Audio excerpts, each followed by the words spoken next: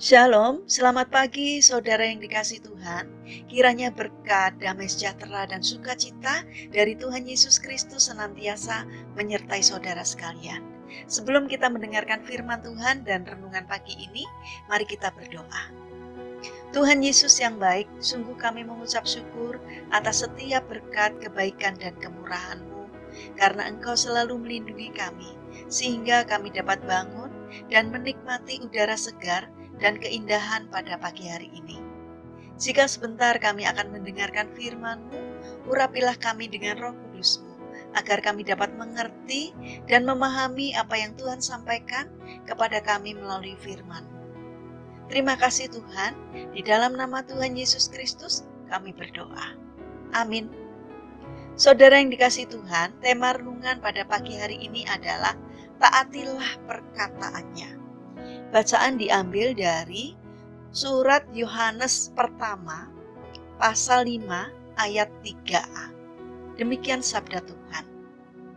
Sebab inilah kasih kepada Allah, yaitu bahwa kita menuruti perintah-perintahnya.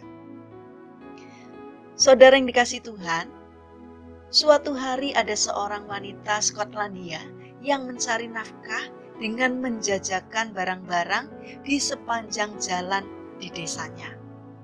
Setiap hari ia bepergian kemana-mana, dan kalau sampai di perempatan jalan, ia melemparkan sebatang tongkat ke udara.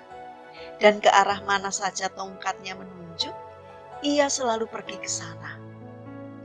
Pada suatu hari, seorang laki-laki tua berdiri di seberang jalan ketika wanita Skotlandia tersebut melemparkan tongkat ke udara 1 kali, 2 kali, dan 3 kali. Akhirnya laki-laki tua itu bertanya, "Mengapa engkau melemparkan tongkatmu seperti itu?" Wanita itu menjawab, "Saya membiarkan Tuhan memberitahu saya jalan mana yang harus saya lalui dengan menggunakan tongkat ini. Kalau begitu, mengapa engkau melemparkannya 3 kali?" Tanya si laki-laki tua itu.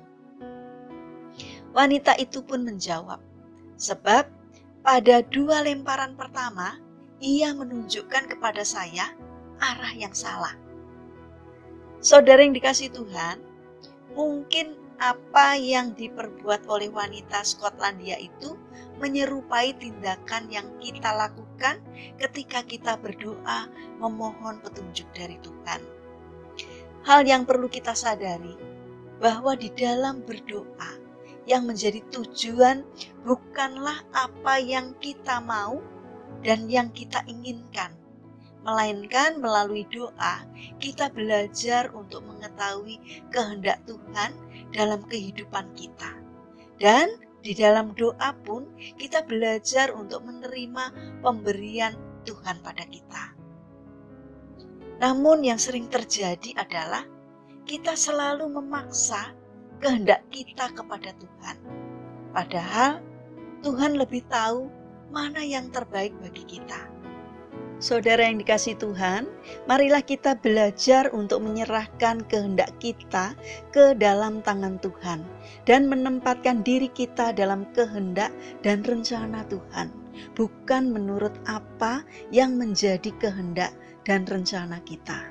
Marilah kita bangun karakter kita untuk taat kepadanya, yang berarti kita harus nurut pada apa yang dikehendaki Tuhan dalam kehidupan kita.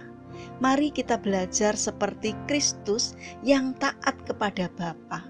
Dalam pergumulan doanya, Yesus mengatakan, "Bukanlah kehendakku yang terjadi, melainkan kehendak-Mu-lah yang terjadi."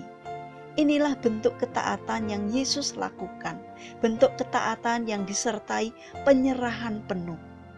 Mari kita belajar menjadi anak-anak-Nya yang taat. Tuhan Yesus memberkati. Mari kita berdoa. Tuhan Yesus yang baik, terima kasih atas firman-Mu yang mengingatkan kepada kami agar kami menjadi anak-anak yang taat untuk menuruti perkataan-Mu. Tuhan, kami ingin menyerahkan untuk setiap rencana dan aktivitas kami hari ini kepadamu. Kami memohon kiranya Tuhan yang menolong dan memberkatinya. Kami berdoa juga untuk saudara-saudara kami yang terbaring sakit. Kiranya Tuhan campur tangan untuk memulihkan dan menyembuhkannya. Terima kasih Tuhan, dalam nama Tuhan Yesus Kristus kami berdoa. Amin. Puji Tuhan, saudara yang dikasihi Tuhan. Selamat berakhir pekan dengan orang-orang terkasih. Kiranya firman Tuhan hari ini dapat menjadi berkat bagi kita semua. Haleluya.